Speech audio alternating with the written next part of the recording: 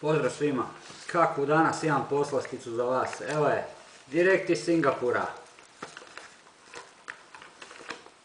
Unutra solarni punjač za gadgete, za mobitele, za prijenosni audio, video player, za svu silu drugih uređaja.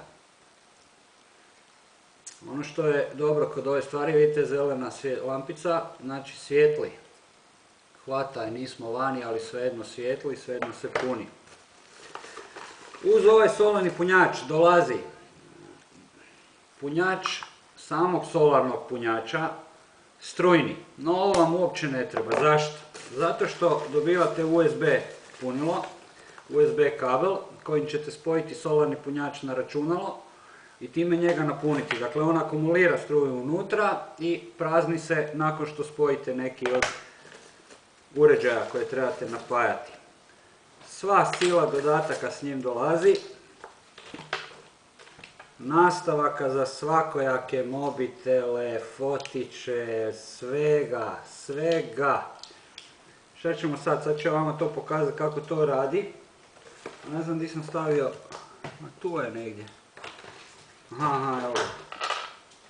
Uzet ću ovaj kabel, utaknuti nastavak za moju staru Nokiju, hopa, utaknuti Nokiju, u Nokiju, ništa se ne događa.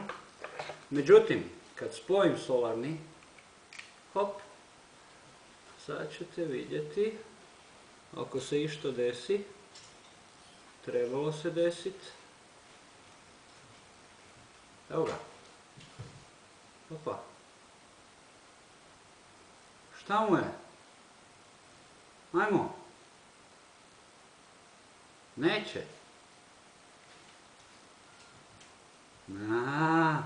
Treba mu da krene punjenje. Evo ga. Psi, šta izvodite tamo? To vam je to.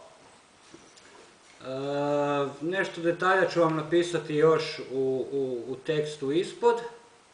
Prilično praktično, prilično korisno i simpatično i nadasve jeftino. Čini mi se ispod 40 kuna da ovo košta. Vidimo se naravno u subotu na blog maratonu.